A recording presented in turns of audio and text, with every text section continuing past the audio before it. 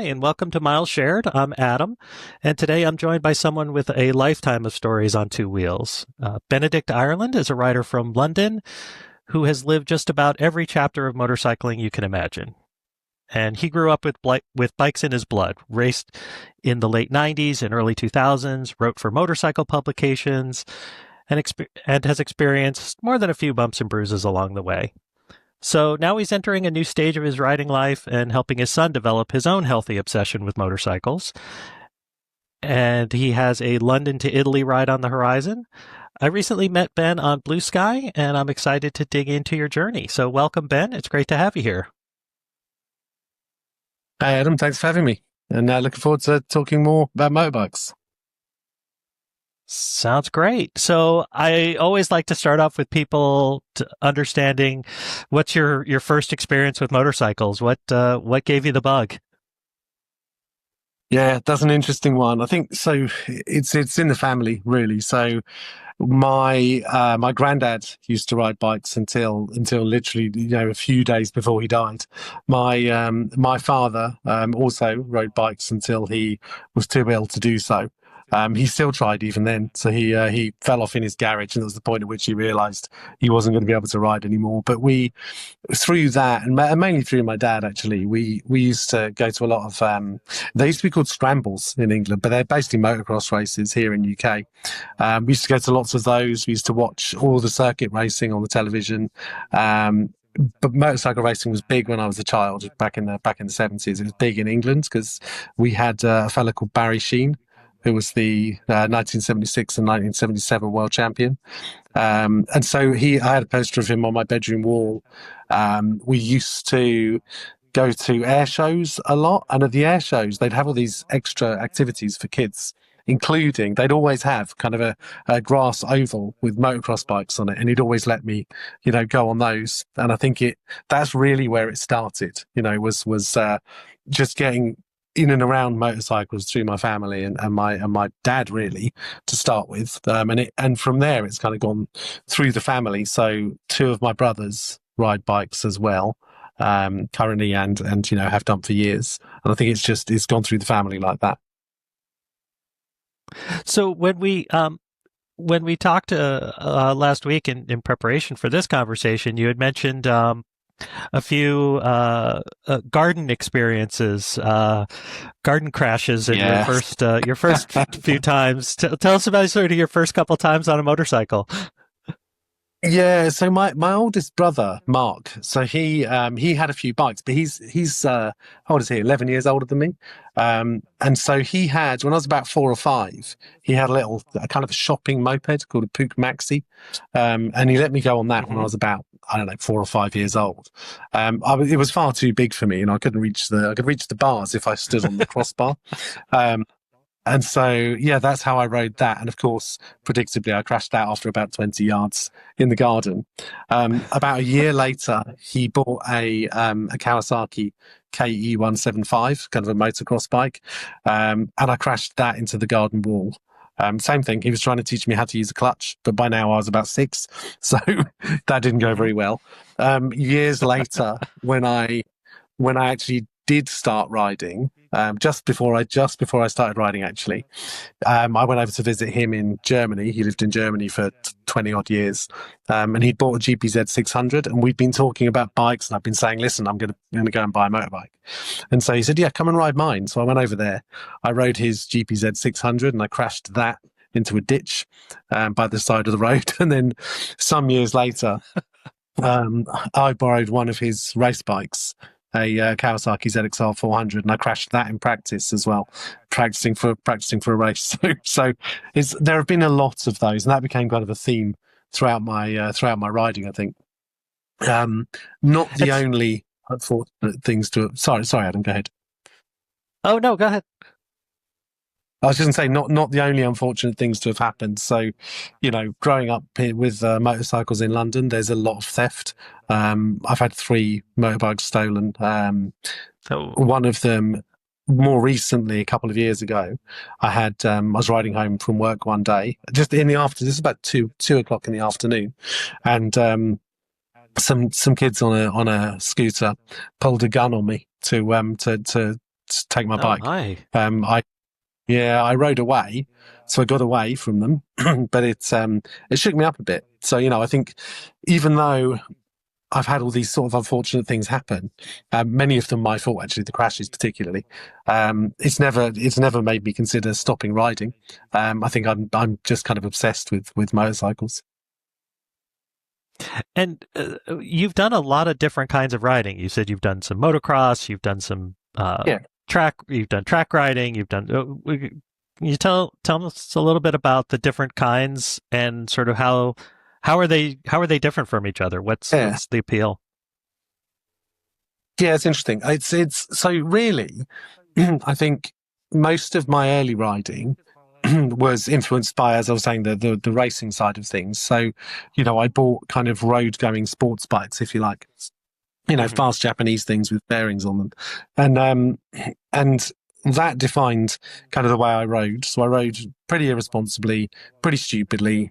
I was banned 3 times in my first few years of riding. And that sort of set the tone for how I rode bikes. Always too fast and trying to corner as quickly as I possibly could. Later on in my life, so getting towards now, I've started riding a lot more sensibly. And I think in the middle of all of that, for about 20 something years, I was commuting on bikes as well. So in and out of London, and obviously commuting riding is, particularly in a big city, is very, very different than riding around the country road or riding on a track. Yeah, it can be, I think, very, very unpredictable, very scary. Precisely, right. And that took me a long time to kind of get my head around, was how to be a bit more cautious, and I think that's sort of the big difference. I think since I started racing, I've become a much better road rider. I have more control of the bike, but it's not about that. It's actually about the fact that it's made me realize that the road isn't the right place for that sort of behavior, and to really just slow it down. You're using different lines, you're braking differently on the road, things like that, that all become part of what keeps you safer, and more healthy ultimately at the end of the day.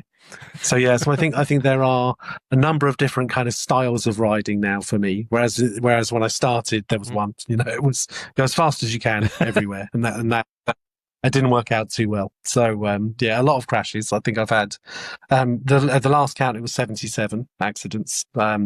Broken a lot of bones doing that. So my left arm 5 times, my wrists about 6 or 7 times each, my right arm a couple of times, my left leg, my left knee, both my hips, plenty of ribs, my hands, my fingers, my feet.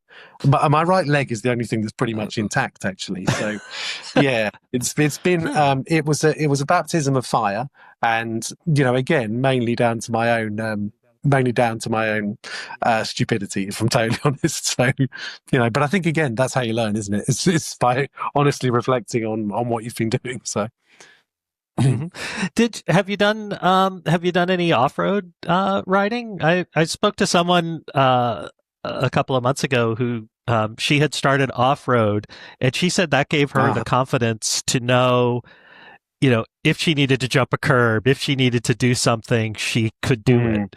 And I'm just curious if you had ever ridden off-road and what that experience was like. Yeah, it's interesting. I've ridden off-road a little, not very much. And again, it's very, very different than the sort of circuit racing that I've done, because with off-road, you're kind of, you're really steering with the back of the bike.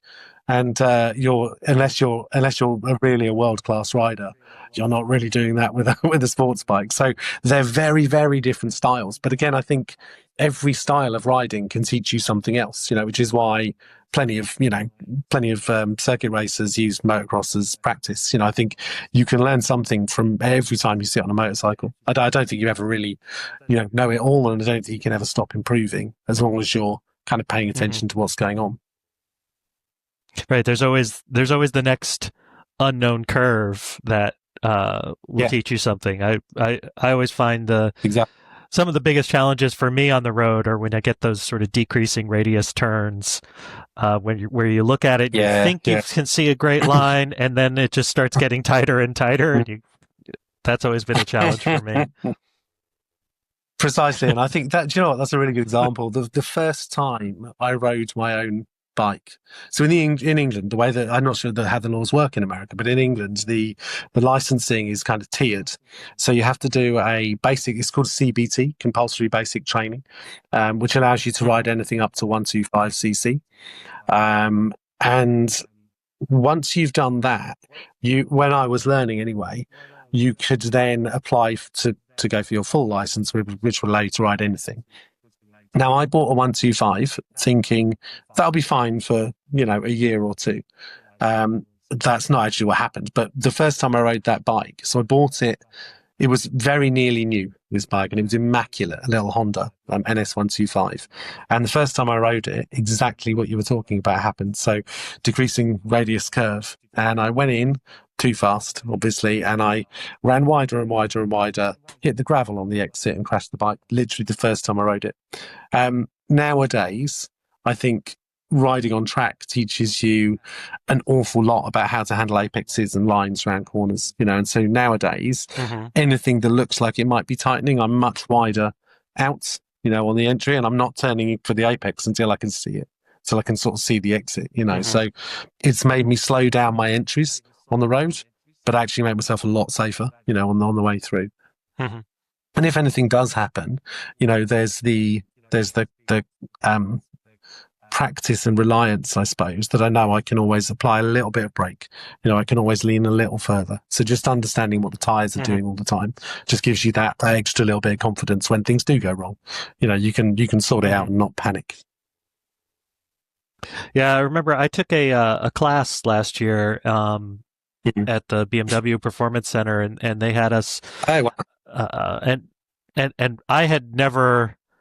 My previous bike was a 2003 Harley, and so it didn't have ABS, it didn't have traction control or anything like that. And so they had us, going into a turn and then slamming on all the brakes as hard as you could.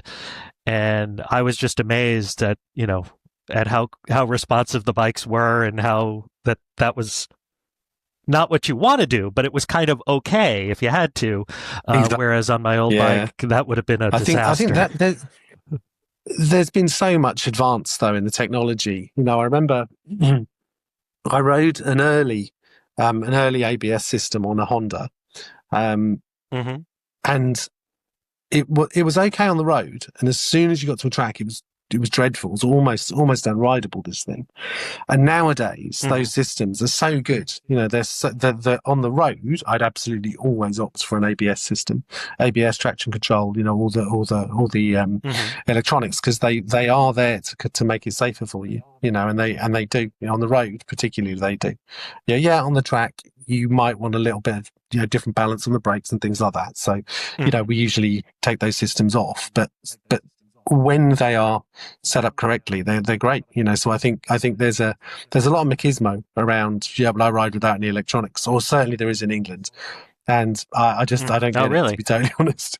I think it's on the road, it's safer. Just use it. Yeah, no, I remember going at one point and sort of having my first experience with a tar snake, or going around a turn and just feeling the back tire just slide out just a little bit, and was very, very thankful that I had traction control, and because it's scary that first couple of times when something like that happens. And, I was going to ask sort of how has your racing influenced your road riding? How has your road riding influenced your racing? I think we covered a little bit of the safety aspects, but it's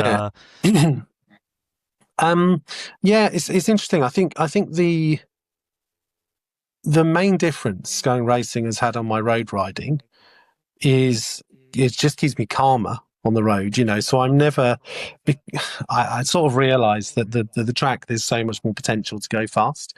You've got a much better surface. You've got much hotter tyres. Your tyres will get hot enough on the track. So you've got more grip from the tyre as well. Once you've got your suspension set up as well. So that takes a lot of, it takes a while to figure out how you like your suspension on a race bike. Once you get to that point, you really understand how well that bike is performing, and then you go to another circuit, or if the conditions change, you understand the effect that had on the bike and on the grip, and so on the road, I kind of magnify that difference by 10, to give me a buffer, so it's like, okay, it was colder today, there'll be less grip, those sorts of things, and just telling yourself how it's going to work for you. How it's going to work for you on the road better. Conversely, there's been one thing that I've never been able to get out of my riding when I'm on the track, which makes some people, like some other racers, laugh. But it's and that's shoulder checking.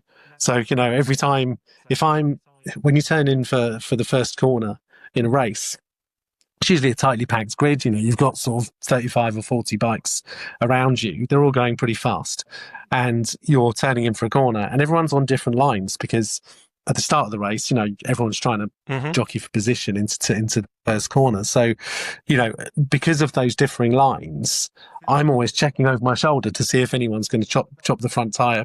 So I'm always very very cautious. But I can't stop myself doing it. I can't stop myself shoulder checking. And it's not really the right thing to do. But it's one of those things that just I keep doing. And a couple of times in those first corner incidents, it has actually helped me avoid an incident. So, I think in a way it's helped. The next biggest thing I think is tires, is understanding grip. And I think there is racing in the wet, on proper wet tires, racing wet tires, you kind of can't believe the performance that they give you. You're only a few seconds slower with a wet tire in the wet than you are with a dry tire in the dry, and that difference, I think, is one of the hardest things to comprehend when you first start racing with wet tires, because on the road, the difference in grip in the wet is monumental. It's huge, so as soon as you start. Dramatic. Yeah, that's it. But on the track, your braking points are the same. Your corner lines are very slightly different, and you can't exit as fast because you can't quite get as much power down, but it's very, very similar speed. And that's the thing that's hardest to get your head around, I think.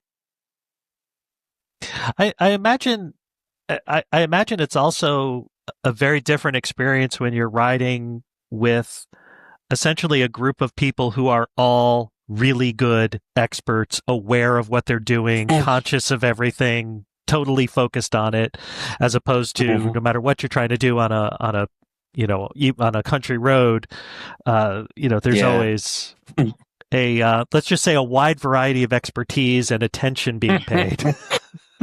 Yeah, that's a polite way of putting it. There was particularly in the 90s in England, there was a very, very a huge surge in the number of sports bikes sold, and so you had a lot of people buying, R1s and Fireblades and things like that, fast bikes, that really they didn't really know what they were doing on. And just because you can open the throttle, it doesn't mean you can ride the bike, And I think as you were saying, the difference in skill levels is dramatic. It's still in some races, depending on the level you're racing at. So when I started, there were a lot of, kind of first-time racers and things like that who aren't particularly doing things correctly, let's say. But the sort of unwritten rule there is the onus is on the more experienced rider. So there's a system they have on track where if you are a novice, you wear an orange vest, so everyone can see you're a novice. So when you're in a race with novices in it, you know to give them a little more room to. Maybe don't, put the bike up the inside of the next corner, things like that. So to be a little more cautious. And in fact, in my first season of racing, I led a race, and this was back in 99. I led a race, and a lap from the end, I was lapping some of the people at the back.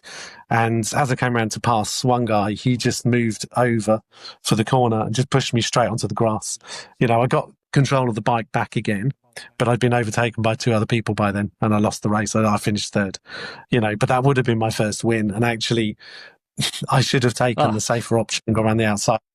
And I didn't. So, there are lessons both ways, aren't there? Of varying skill sets and things like that, So are there any, I see a lot of of videos of some of the amazing saves from MotoGP riders. Mm. Any any amazing save stories of? There are a few. There are a few. So the first race I had was on an RD 250 LC Yamaha, so an old two-stroke from the 80s, 1980 in fact. So very old things. Now there was a company where you can rent these bikes from. So for my first race, I thought that's a good way of doing it. Race something pretty basic, pretty sensible, pretty straightforward. So my friend Christian and I got these two 250 LCs and went racing on them. I put an article together for one of the UK motorcycle magazine's performance bikes after the race, sort of describing what it was like to do my first race. And in that race, it poured with rain.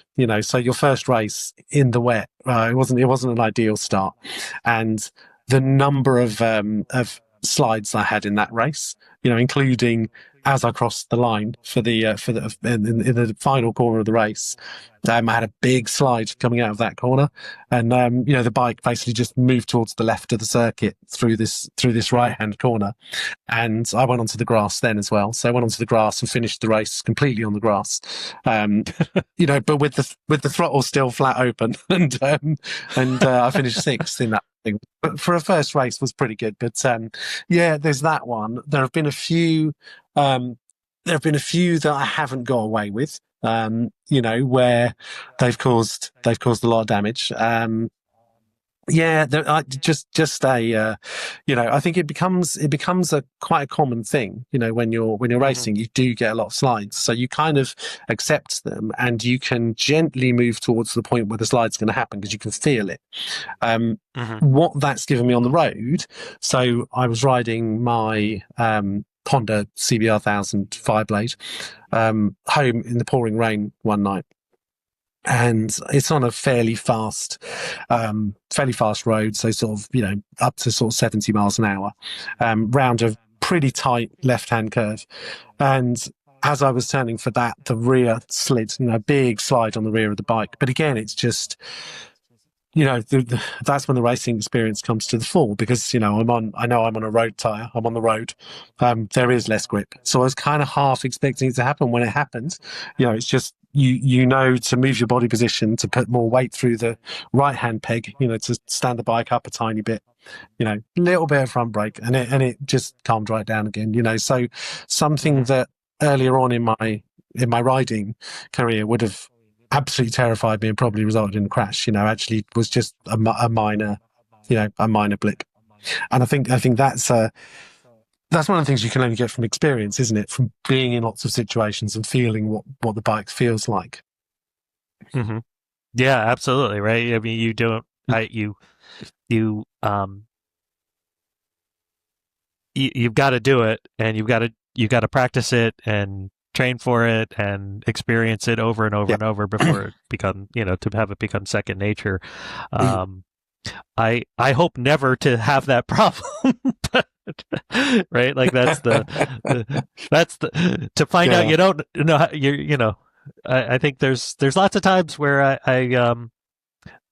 I've realized that I need more practice, and I was on just a couple of weeks ago, I was on Skyline Drive in Shenandoah National Park and pulled off to an overlook, and it was completely empty, and it was a beautiful, sunny day. It was beautiful sun. It was cold, and I was like, I got plenty of room. I'm gonna go do figure eights for a little while. It's just kind of practice, and just did, and it's like, all right, that's good. It's like, I've got a half an hour. I'm gonna just go do something, practice some slow figure eights. I think that's it, isn't it? Finding the safe places to practice. There's there are other times where it hasn't worked. So I built I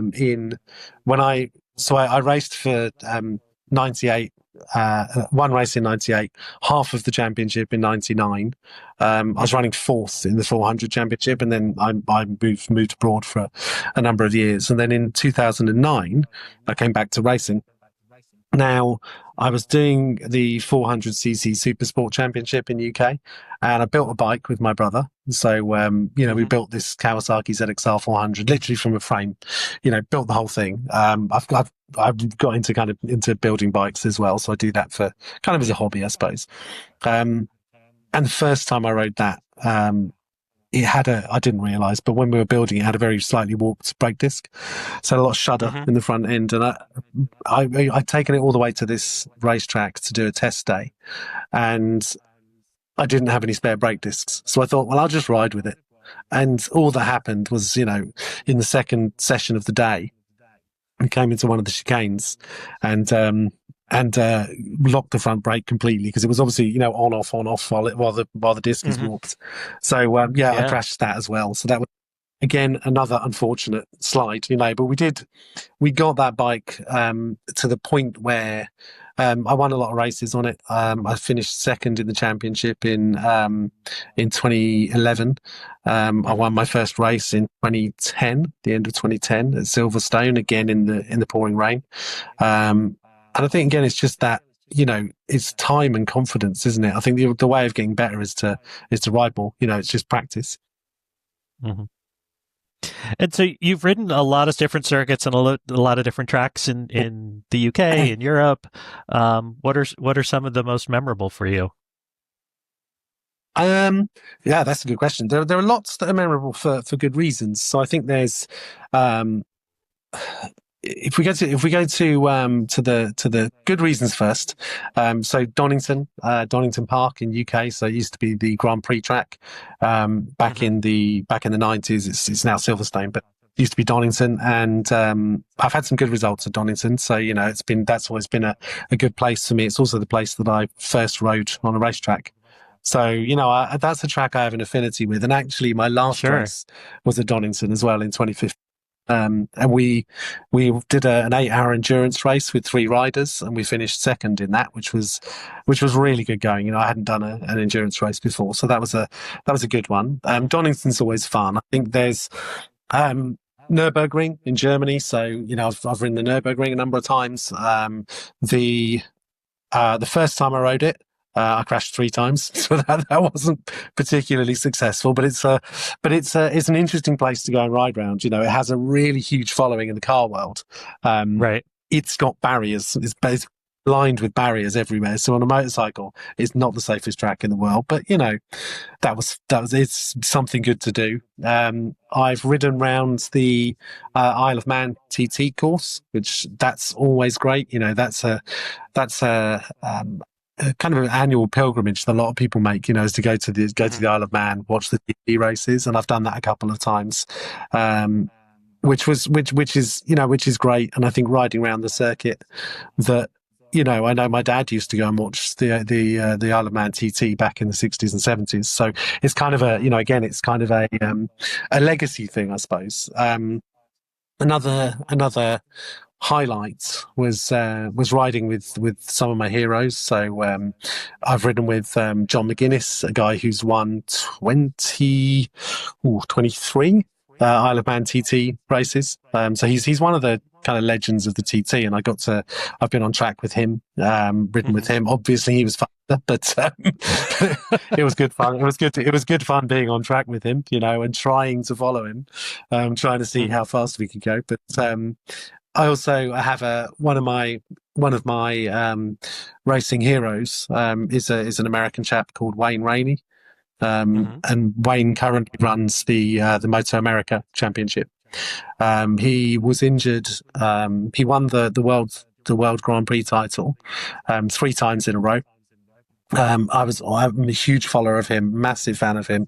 And unfortunately in 1993 in Misano in Italy, he had a crash that paralyzed him, so he's in a wheelchair. Um, and I very fortunate I got to meet him at Goodwood Hmm. race circuit in the UK. So yeah, there's that was a real highlight for me. Was meeting one of your heroes. They say don't do it, but Yeah. I'm glad I did. Is all I say. So yeah, but I think there are lots of those kind of highlight moments in riding. That Hmm. really, I don't know, that make me love riding even more. So I've Mhm. always loved it, and it's there's no sign of that stopping. There's always the next great thing I can do. So hopefully a few more of those next season as well.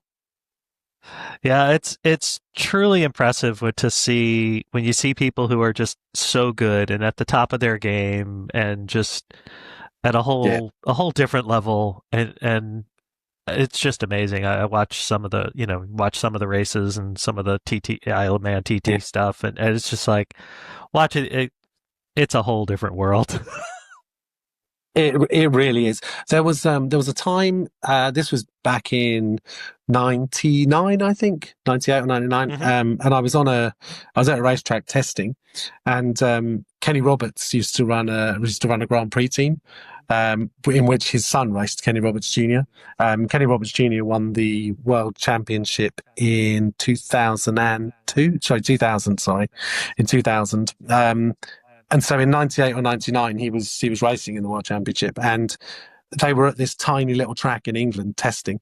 And so I was out Hmm. there on my first race bike, going pretty slowly, and I've got I, going to become the world champion going past me, and it was eye-opening, and to be honest, it was terrifying because the speed difference was enormous, and he's on his Grand Prix bike, so it was just Hmm. unbelievable, just the but again, it's a privilege, and watching what these guys Yeah. do on bikes that close, in the same corner as you, it's a real privilege, and it's, if that's your thing, if bikes is your thing, then you can't help but be impressed by that, and it's the sort of thing that kind of spurs you on, So for me, being obviously someone who loves racing, it was lovely to see a racer that close, but also, inspired me in my own racing as well. So to go and go faster.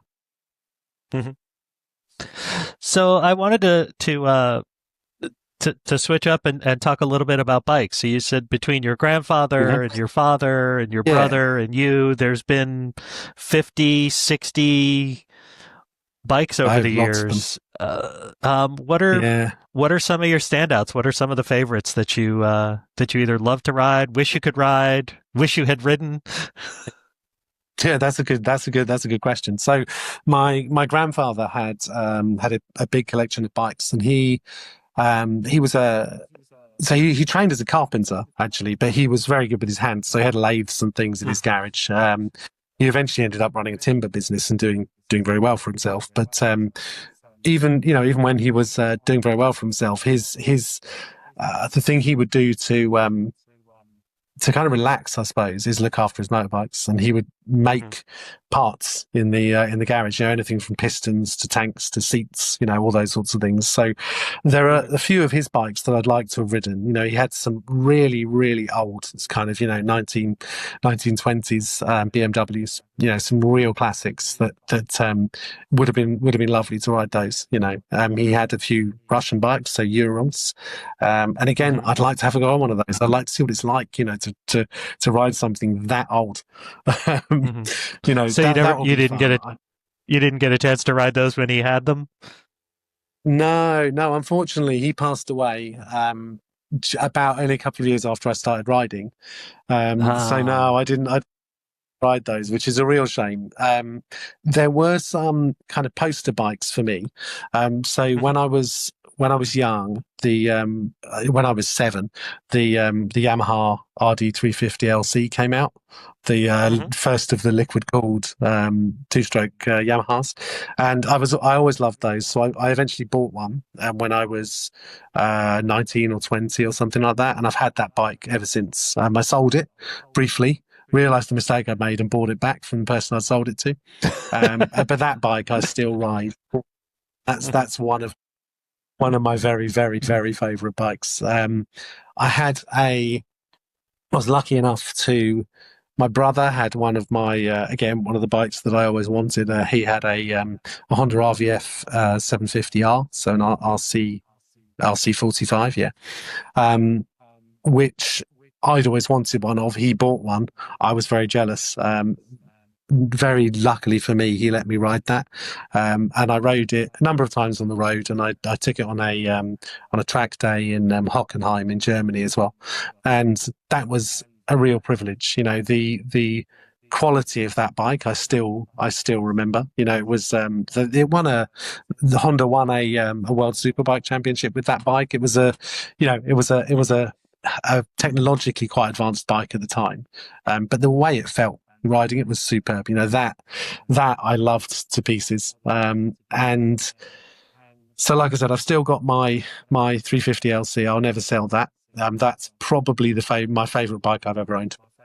And we are rebuilding one of my dad's bikes, which I've never ridden, but I've always wanted to ride. So he bought in 1976, so I'd have been 3, and I still remember him buying it. I still remember going with him to pick it up. He bought an Italian bike called a La Verda Jota, and it was pretty much the top sports bike of its day. You know, the equivalent of a Ducati Panigale or something like that. But that bike, he had from new, and when he got older, it was too kind of heavy and big for him to ride. It's only a little fella, my dad. And so that went into a garage and just kind of sat there for years and years and years. So at the moment, my brother is rebuilding that bike. So it's been, you know, completely stripped. The engine's been rebuilt, the frame's been rebuilt, and it's nearly finished. So when that's ready, my brother and I are going to take it to a local. It's got a hill climb event where you basically ride up a small country lane as fast as you can, and we're going to take it there and ride it kind of in our dad's memory. So, you know, the one of the bikes that was formative in my early riding. That's awesome. I love that. That's a great tribute and a great opportunity to sort of keep that history in the family and keep that going. Yeah. It's nice, you know, because I think I mentioned earlier that two of my brothers ride. So, and another brother is actually doing his test at the moment. So eventually all of us will ride that bike, you know, which I think that's a really nice, you know, Dad would have liked that kind of thing. And I think that's a nice thing for, you know, it's kind of a respect that I think only people who are into motorcycles can understand, really. Mm-hmm. Yeah. So when we talked to you, you had mentioned, I think your brother had gotten you a track day as sort of your first experience. Yeah. And sort of how has that been riding and sharing that experience with your brothers? Yeah, it's a lovely memory, honestly. I'd always wanted to go racing. We used to race go-karts together, but like in the European Championships. So we were pretty good, you know, but despite that, I only ever really wanted to race motorcycles. So my brother knew this. So he bought me a track day along with my other brother Dom as well. So he bought us both a track day for Christmas one year, and I think it was about December the 27th or something. It was freezing cold, absolutely freezing cold. There was still snow around the circuit, but not on the circuit. So, you know, off we went with our and it was one of the most important days of my riding life, really. You know, that was when I understood what it felt like to ride on a racetrack. This thing I'd always wanted to do, you know, and that for me was the moment where it kind of thought, okay, I'm definitely going racing. Yeah, and it was within sort of 6 months I'd started racing. So, you know, but back to your question, Adam, sharing that with your brothers is a really special thing. You know, I got to ride with my dad a couple of times, not that frequently, but I'm very close with my brothers. One of them, I've ridden with a lot less. He doesn't ride as much as myself and my brother Mark, and also he owns Ducatis, so half the time they don't work, which is obviously kind of unfortunate. We went for a ride one day, and he said to me, "Yeah, meet me at my house." So he'd got the bike out, he got it ready, he cleaned it and everything else. And I got there, and he went to start it, and it wouldn't stop. And that was it. So we went off to this ride with him on the back of my Honda. But yeah, myself and my brother Mark, we've ridden together a lot. So, we've ridden together in Hmm. Europe a number of times. Um, it was with him that I went to the Nürburgring. We raced together for a couple of seasons as well. So he also raced. He did win the championship, so he has one up on me there. We what else have we done? We've done a hill climb together. We're planning to do an endurance race together. We're currently building a small race bike for that as well. So yeah, it's I think it's really special to be able to share. When you're riding with friends, that's a great Hmm. feeling. I think riding with friends is something that I kind of started to understand much later in my motorcycling life. But doing it with your brothers is just, it's a step beyond. It's something really special, and It is. I still really, really love those moments. It is my last November. My brother came down. My brother rides as well, and he came down, and we did Oh, a cool. 5 day trip through West Virginia and a little bit of Virginia and Wow. Yeah. Pennsylvania, and it was just really nice to go for just 5 days, just the two of us, and just experience that together, and realize that we Yeah. hadn't ever, although we both had bikes, we hadn't really ever ridden together ever. Yeah. And it was Yeah. just a really nice experience, and we're looking forward to doing that again. Yeah. It's amazing. I think, again, it's kind of changed as I've got older, actually. So, when I was younger, my brother, Dom, the guy who currently has the Ducatis as well, um, me and him bought the exact same bikes. And Hmm. we would ride we'd ride together fairly often, but it would always turn into a race, and it was ridiculous. But now I think we're all a bit more mature, and we can just go for a ride. And that's kind of a milestone in our riding relationships, if you like. But it's a nice thing. And it's my brother Mark was never into sort of social riding. And since I started getting into going to there are lots of bike meets and things in England, particularly in Right. summer. There's something to Hmm. do every night if you want. Kind of no matter where you live, there'll be something local. And I go to lots of those, which I get on my old Yamaha, my favourite little bike. I get on that and I ride it off to these bike meets, and usually I get people older than me coming up to me and saying, "Oh, I used to have one of these," talking to me about the bike. It's a real Hmm. crowd pleaser of a bike. But I kind of got my brother into that as well, so he and I now both go to these meets together. He lives, probably only about 20 miles away, so we're pretty Hmm. close. So we usually meet up somewhere in the middle, go to a bike meet somewhere, have a hot dog. It's lovely, and he started to understand the social side of it as well, which is great, because it means we're both just getting more and more out of motorcycling. Yeah. So, I mean, London, England has got this Mm. incredible history of cafe bikes, and you had mentioned that you had recently taken your son to his first visit to the Yeah, Ace Café, yeah, sort of the the that's the right. So mecca of cafe bike racing. exactly, yeah. I mean, that's kind of coined the phrase "cafe racer," didn't it? And it's my little boy is he's just turned 5 last week, actually, Fabian, and he is obsessed with motorcycles, and I promise I didn't try and push him towards them at all. If anything, I'm quite scared about him riding a bike. So he ever since he was little, I would always watch all of the races on TV, um, Hmm. and I'd always have him with me, and he'd sit there and watch the races with me when he was tiny. Not anything he'll remember, but probably relatively formative. So when for his first birthday, my mum bought him a couple of models of race bikes, Hmm. of the guys who have finished first and second in the championship this year, actually. So Alex and Mark Marquez. And she bought him little models of their bikes. And I've got videos of him when he was 1, and he couldn't really speak properly and things like that. But he's talking about Alex Marquez and Mark Marquez and racing these bikes around the lounge. And he's been obsessed ever since. So he and I, even now, we race those bikes around the lounge all the time. He knows Hmm. all the riders' names. He's definitely going in that direction. Um, and for his birthday the other day, I got him a new balance bike.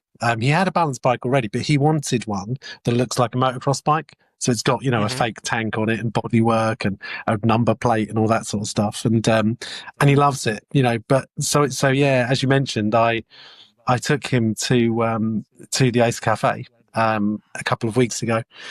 Just we were in the area. We'd gone into that part of London to pick up a few things, and I said to him, "Hey, there's a motorcycle cafe down the road."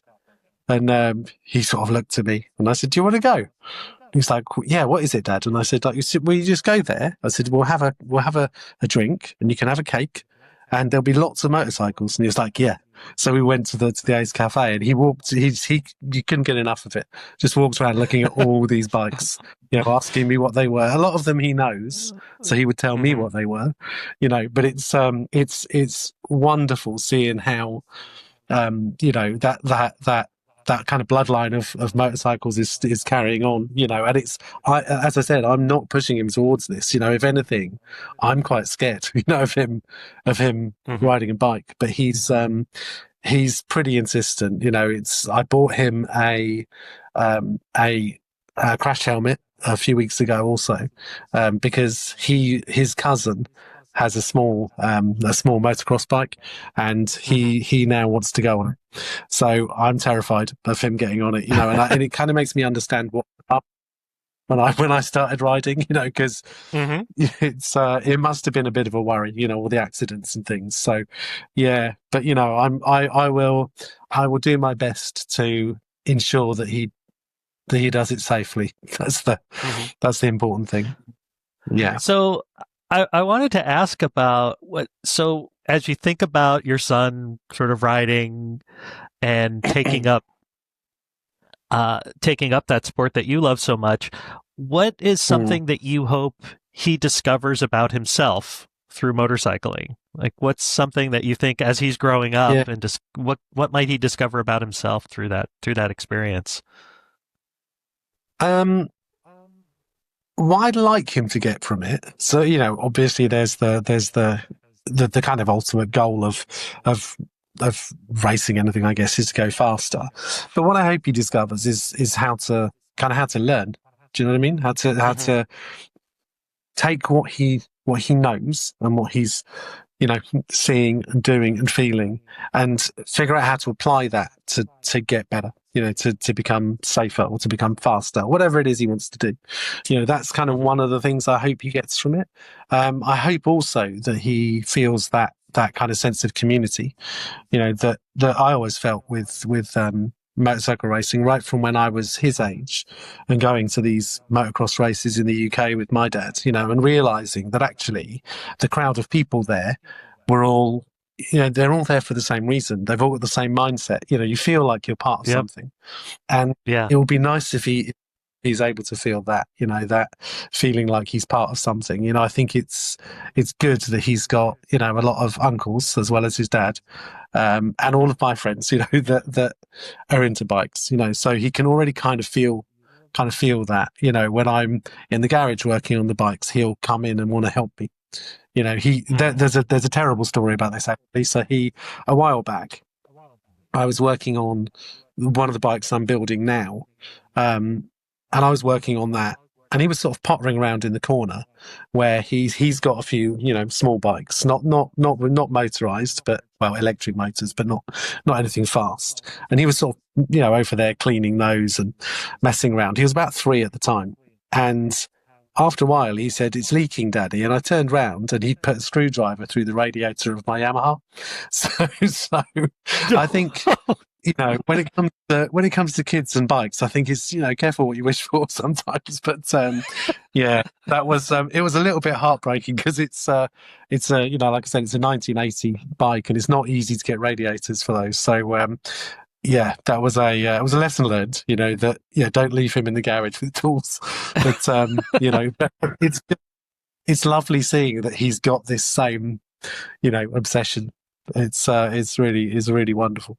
So I hope he I hope it's that. I hope he figures out how to learn, and that actually, learning in sports, learning in academia, there are lots of parallels actually you can draw. And usually Mm-hmm. it's about the way you take what you're seeing and interpret it and apply it. But I hope also that he feels the human side of it, and that it is really just a community and something you can do to, to find friends, have fun, those sorts of things. I mean, that's why we're talking, isn't it? Because Mm-hmm. I'm following some Absolutely. bike feeds on Blue Sky. You put up a post. I read a few of your tweets and thought, actually, yeah, let's have a chat. And I think it's things like that motorcycling gives you. It gives you a commonality that otherwise you might not find. Mm-hmm. Yeah, and I think it's there's a shared sense of exploration, adventure, discovery, challenging yourself. That regardless of Mm-hmm. what you ride, what kind of riding you like to do, there's always that common sense of adventure, difficulty Yeah, that anybody who's into motorcycles in any way sort of shares. yeah, And yeah. and also There is. and there's an admiration for the mechanics of it all, right? They're just beautiful machines. Yeah, they are. Yeah, that's a really big part of it. Is sort of aesthetically, they're just nice to look at. I mean, it's not. I don't have. I don't have a. I'm not one of those people who keeps a bike in the house. But I have a nice big garage and or garage, sorry, and that I'm quite happy to just go in there, crack open a beer, do a bit of work on the bikes, and just sit and look at them, Mm-hmm. polish a Yeah, little just bit here and there. tinker a little. Yeah, they're just Yeah. they're just nice The things to own, and I, yeah. I can already see that in my son, the way he is Mhm. with his little balance bikes and things. He's really proud of them. It's lovely.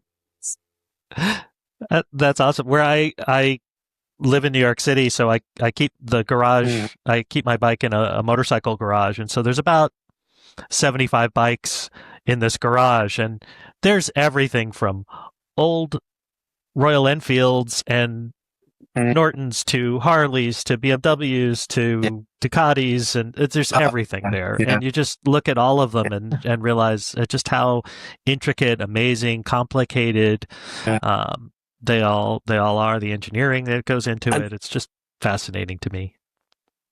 and how many solutions there are as well. So I should have mentioned this in your earlier question actually. But my dad had a couple of really interesting bikes. So he had lots of bikes. A couple of them were particularly interesting. So he had a couple of old English Vincents. Now, Mm-hmm. those Vincents were, big 1,000cc V twins, big fast bikes, fastest bikes of their day. Back in the 30s, these things were doing 150. They're quick, and he had a couple of those. And even looking at things like the way the forks work on those, they have a centralized spring and then two sort of cantilevers, if you like, for the forks. So the cantilevers compress the spring, and it's completely different than what we'd see now as a, conventional set of telescopic forks, whether they're right way up or upside down, and it's different again from BMW's telelever system. It's different from the hub center steering that Bimota use. There are so many solutions, engineering solutions to common problems. And I think it's really interesting looking at how designers have got around those things over the years, and that kind of makes me, that's something that has happened again as I've got older, really, because when I was younger, all I was interested in was the latest sports bike. Whatever the quickest, latest sports bike is, I want that. And then as I've got older, I've started to appreciate those things. So really down to the engineering on the bikes, and that's what makes me want to ride now a lot of kind of older bikes. And just see what they're like, just feel the differences. Well, so one of the things I always think about when I think about the engineering side of things is there's no perfect solution, right? Every solution that they come up with is going to be a trade-off of something else. And so Exactly. It's really fascinating to me to see the decisions that get made. Like, this will give us a little bit of speed, but we're going to sacrifice a little bit of cornering ability, or we're going to sacrifice a little, and just all the companies and all the engineers and all the designers that have made those trade-offs over the years that Yeah. there's no right answer ever. No, no, that's exactly it. It's interesting, there are times where the sort of racing community have brought in Formula One engineers, and Mm-hmm. Formula One is a whole step on from where bikes are at the moment. It's so much more technologically advanced. There's so much more money in it, and the point, when they look at particularly things like forks on a motorcycle, cartridge forks, they're the worst idea imaginable because they change the geometry of the bike all the time. So a Formula Right. One engineer will tell you that's a very basic mistake that people are making with motorcycles, but it's what we're used to feeling. And for now, it Mm-hmm. works, and we can't. There isn't anything better. But I think we'll get there. But those solutions differ per type of vehicle, don't they? Because if you look at the BMW 1250 RTs or 1300 RTs, and the adventures and things like that, the GS adventures, you've got bikes there which are getting taller and wider and things like that, and they're getting those to that size for comfort, because they're built Right. to munch miles. Well, I think depending on the question you're trying to answer, the engineering solution will be different. And so I think we've got lots of advances in not the fundamentals, but the sort of differences of the way we use motorcycles, which I think is really interesting. I think it's fascinating to watch. So even though I primarily ride sports bikes, I do follow the way the engineering development is going, purely out of interest. It's almost a it's almost an academic interest in the way that bikes are designed. Mhm. And so, as you think forward, when we talked and you sort of think about your future riding and you look ahead to the next decade Yeah. of what riding could bring for you, um, Hmm. you had mentioned, I think you had mentioned that you had traveled to Germany and bought a bike and ridden it back. Yeah. And then next year you were thinking about going from uh, down to Italy. Yeah. What are some of the other things that you think about as sort of your next decade of riding and how that might change from what you've been doing so far? Yeah, yeah. It was funny when we were talking before. I think you've done a lot of very high mileage, and lots of long trips, which you have exactly the right sort of terrain for, and the right roads for, and the right bikes for as well.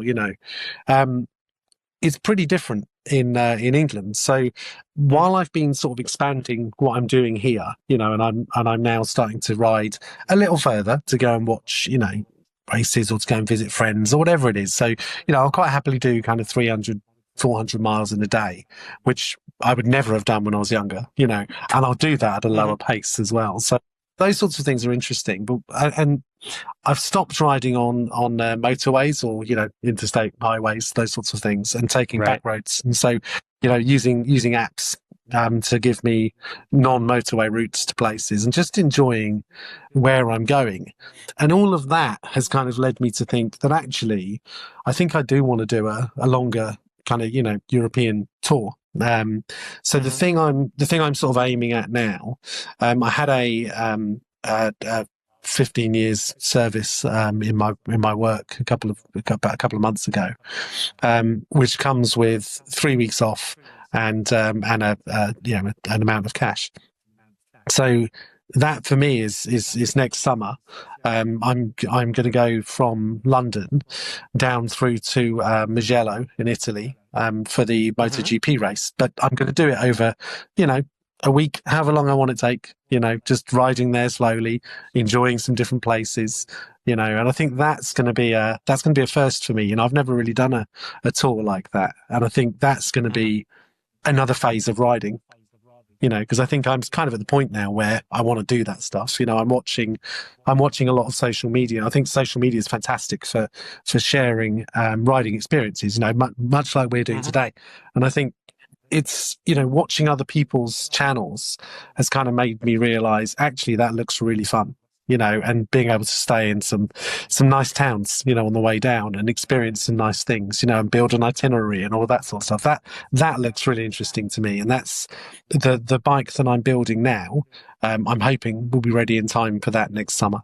So I'll be going on a bike I've built to a place I've always wanted to go, and taking a trip I've never dreamt of, So I think that's going to be a whole new phase for me, enjoying the ride, the scene, all the places, it's all of that.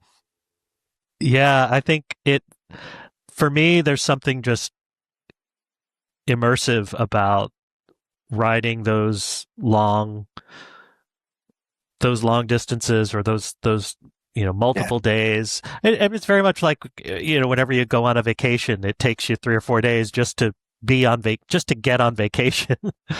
And I yeah, think yeah, that's very similar on a motorcycle trip. You just, it takes you a yeah, while to get to that point where you're like, okay, I'm mm, now immersed in it. I'm not thinking about work. I'm not thinking mm, about this. Just now I'm in it, and that's yeah. a great feeling. Yeah, exactly. I'm trying to persuade my brother to come with me, actually, because I know he can take some time off. So I think that would be a really nice thing to do, is to do it with someone. That would We be bought amazing, right? yeah, it'd be amazing. We bought intercoms last summer, and used the Uh huh. intercoms on the bikes for the first time, and it was really strange, being able to actually talk to the person you're riding with, which I'd never done. And I know intercoms have been around for ages. I just, while I had one that I used to, play music or to listen to the sat nav or whatever, Right. I'd never, talked to people through intercoms whilst riding, and it does open up a whole different experience, that otherwise you can kind of choose to have a chat, or you can choose to be isolated, whereas Hmm. being on a bike normally is just isolation, isn't it? And that's a Yeah. great thing. But sometimes on a longer trip, having a chat might also be a good thing too. So I think it's just kind of changing the way I think about what riding a motorcycle is. Yeah. Especially a chat that doesn't have to have a beginning and an end, right? A chat that can just Yeah. be Yeah. about, oh, did you see that? Oh, yeah. Do you remember this? Oh, yeah. And it just, Yeah. a chat that's just ongoing, that just sort of Yeah. meanders around. Yeah. It's nice, I, there's so we through the years of racing with my brother, we spent far too much time sitting together in the front of a van, with the bikes in the back and just driving the race. And so we have those chats, whilst we're going to races, But then obviously right. when we're on the bikes, we're so, but I think if you're going to do long distance, then that becomes a really desirable thing, actually, to be able to share that Yeah. experience whilst it's happening, rather than get there and then talk about it afterwards. Did you see the thing at the side of the road? It'd be nice to be able to do that in Yep. real time. Mm. It is. My brother and I had intercoms when we were on our trip, and you Mm. go.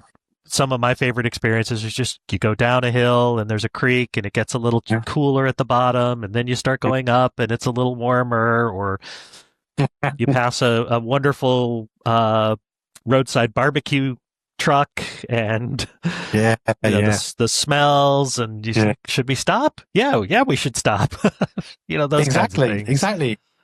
And I think that's the thing, Yeah. isn't it? When you're when you're touring, um, those sorts of things are open to you, whereas the Yeah. sorts of riding I normally do is either on a racetrack or is to get somewhere.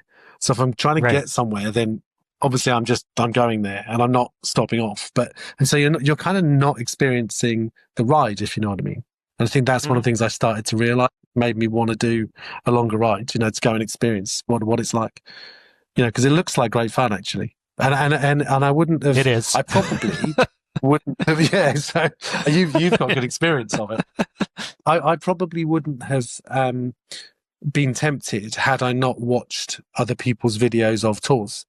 Do you know what I mean? Hmm. And so I think actually being able to see it and go, actually, that looks like fun. Whereas before I thought of it as, typically German guys on BMWs sort of, being grumpy.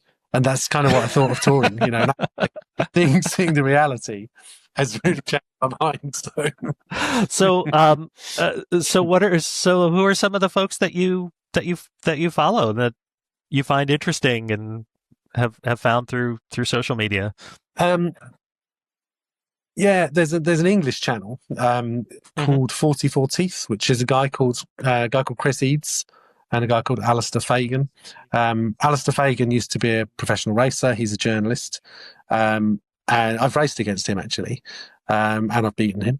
So that's one of the kind of claims to fame. But they have a very popular channel, and Chris, Hmm. the other fella, he does lots of tours on his own, and he has another channel called Baron von Grumble, where he does lots of those sorts of tours, and he's quite an advocate for men's mental health. So he talks about, sometimes he just goes off on the bike because he's stressed out and he's had a bad few weeks, and Hmm. he'll just go to somewhere in Europe, from Yeah, from the UK, I've just seen some of his videos. Yeah. yeah, and I think it's things like that that made me sort of go, oh, that looks amazing. Yeah, it makes me realize what I'm missing out on. And I think Hmm. it's easy to become, you'll definitely have experienced this, right? It's easy to become um, kind of tribalist almost in motorcycling. Again, I had a certain image of, the sorts of people who go touring. And actually, I'm realizing that's not correct at all. The sorts of people who race sports bikes, the sorts of people who do motocross. Do you know what I mean? And actually, Hmm. in the end, we're all just people with a common love of motorcycles. Yep, different areas of motorcycling, but actually Hmm. they all look like fun. So I'm kind of, Yeah. as I'm getting older, I'm sort of realizing that there are more whole areas of motorcycling I haven't experienced yet, and that I want to. And I think that's it's a nice thing to do. So I think following guys on YouTube channels has become something that I've really started to like now. So there are Hmm. quite a few of the journalists that I follow as well that sort of do those sorts of things. So yeah, I just think it's helping open my mind and give me different perspectives. Hmm. One of the things that I really like about watching folks on YouTube is to Mm. see how um, there's there's no sort of end to that motorcycle journey. Some people, as they get older, they have some physical problems or some mobility issues, and Yeah, now there's trikes and there's reverse trikes and there's all kinds yeah, of new mhm, motorcycle-ish yeah, vehicles that allow people to mm, continue yeah, riding and experiencing that sense of discovery and exploration and travel, whether it's motorcycles or trikes or whatever, right? It's mm, people out there yeah, experiencing mhm, life without a roof. yeah. Exactly. I think those sorts of things are amazing. When my dad, so I mentioned my dad had to stop riding bikes because of ill health, and one of his kind of last forays, I suppose, into motorcycling was he was about to buy a they're made by Piaggio, the two wheels at the front and one at Hmm. the back, Yep. because they're inherently stable. So he Yeah. had a little bit of balance from having a stroke, and so one of those would have enabled him to carry on riding. So Yeah. I think there are things like that where once you kind of get the bug for it, it's not just about wanting to experience different types of riding, but it's also about how you can adapt what you're riding to fit your needs. Hmm. There are a number of things I've had to change about the way I ride a bike. The way my gear shift is fitted because of my ankle is half destroyed. So things like that, that I've had to change. And I think as I'm getting older, in some areas of riding, I'm looking for more comfort. So yeah, a little bit more leg room, more comfy seat, those sorts of things. And Hmm. I've started sort of looking at, other forms of motorcycle, I suppose, than I previously Hmm. would have. And I think it's great that these things exist. Things like the Polarises, things like hand built Hmm. trikes, whatever they are. Yep. There's a guy that goes to one of my local bike meets, and he's in it's a trike, but it opens up at the back so he can get his wheelchair in. So the guy had a accident motorcycle. He's in a wheelchair, but he wanted to still ride. So him and his son built this trike with, wheelchair access at the back, and it's superb. And this guy makes it to all the That's meets. awesome. He comes out. He's still in the community. He's still involved. Yep, he's not on two wheels. He's on three. That's great. At least he's still there. Mm. Yeah. And I think, whatever form of vehicle it is you're on, I think if that's the community you want to belong to, then you absolutely should. Yeah. And whatever way you do it, that's fine. Yeah. And I think that's one of the great things about the motorcycling community is that it is so inclusive. You can watch, you can go to a two-wheel Tuesday somewhere and you can, see people admiring, Harleys and Royal Enfields and Ducatis and like, it doesn't matter what you're riding. It really doesn't. Yeah. No, a motorcyclist will always look at a motorcycle, right? So no matter what it is, they'll always look at it. So it's kind the camaraderie thing.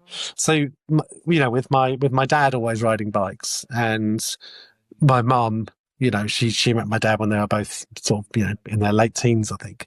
So she always sort of was aware the motorcyclists weren't what the image was in the 50s, when they were growing up.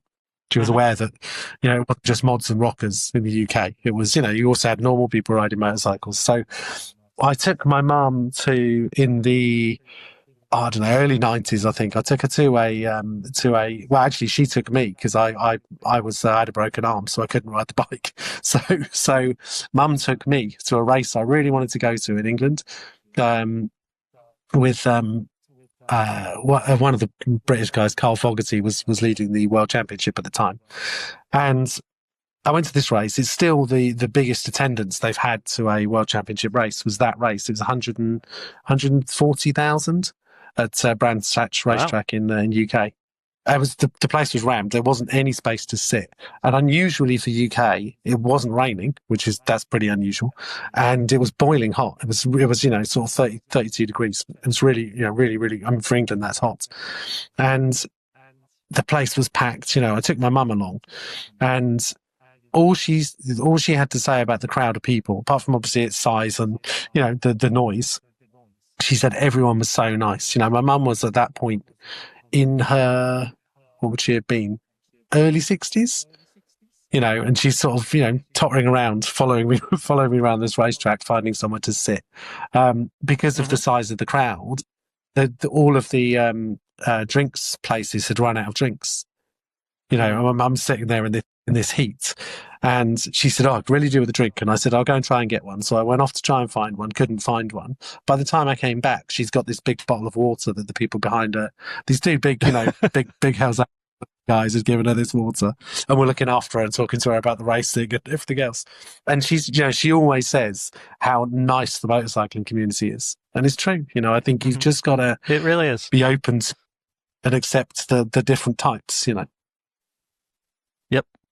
Absolutely. Well, I think that's a great place to end and to think about what kinds of advice or thoughts you would give to somebody who's just starting in motorcycling, whether it's about the bikes or the style or the community. What would you hope someone who's just getting into motorcycles would think about? That's a nice question. I think from the community side of things, I'd say go to as many events as you can, because everyone will talk to you. Anyone will talk to you at a motorcycle about any motorcycle, anytime. The community is so friendly. So I think that's the first thing I'd say is, join in with the community, go along to events. The next thing I'd say is not to try to run before you can walk. So, take it easy, be very careful. Just because the bike can do, however many miles an hour it can do, don't do that everywhere. There's no point having a crash and being right about, whose fault it was. Yeah, okay, it might be the car driver's fault, but you're the one that's in hospital with a broken bike. There's no point doing it. So being safe is more important than being right, is the other thing I'd say.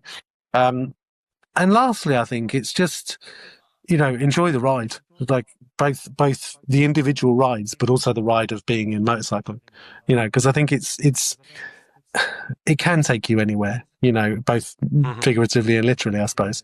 But and I think it's that, I think it's just wherever you start isn't necessarily where you end up. So you might end up liking an entirely different type of motorcycle or doing an entirely different sort of thing in motorcycles. But just, there are a number of Mhm. people that recently I've been encouraging who have told me, I was thinking of getting a bike. And they're people that I never would have thought would have done, particularly two of them.